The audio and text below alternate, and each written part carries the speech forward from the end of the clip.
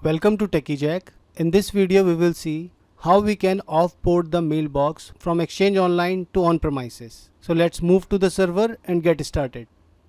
So right now we are on our server, and if we go to the Exchange Admin Center, you can see the user Vikas. This user is on the Office 365 and has the archive mailbox as well.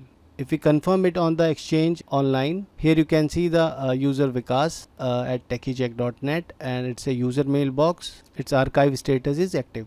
Our plan is to migrate this user back to the Exchange on premises, so we will offboard this user. So in order to offboard the user, we will click on the migration, and here we will add the migration batch, and I will say the name as offboarding. Instead of migration to Exchange Online, we will select migration from Exchange Online and we'll click on next. And now we have to select the migration endpoint. I have created this endpoint by the name of testing, so I will use this one and we'll click on next again. And I have only the one user here, so I will manually add the user, and the name of the user is Vikas. Let's click on next again, and the target delivery domain, that is techijack.net.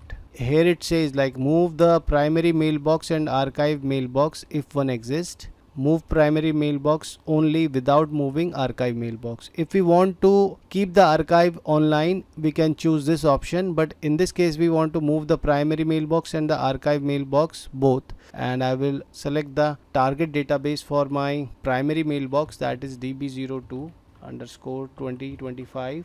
This is the database we have inside our Exchange on premises, that is db02_2025, and for the archive I will use this database. So this is for the primary mailbox, and here it says the target archive database. Here I will use the archive. So this is the database. So the archive mailbox will be moved to the archive database and the primary will be moved to the db02_2025. So let's click on next. Automatically start the batch. Also I will say automatically complete the migration batch. Let's click on save. So now the batch is creating. It is created successfully. Let's click on done, and now the status is syncing. Also, if you want to confirm it, we can run this commandlet.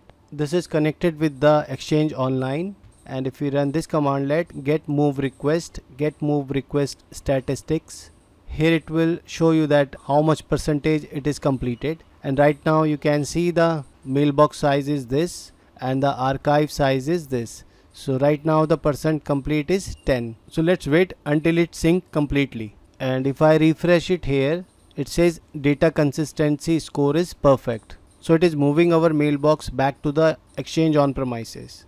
If you have a large mailbox size, it may take time. It depends on the size of the mailbox, like how long it will take. Now you can see it is completed. 100% sync is completed now.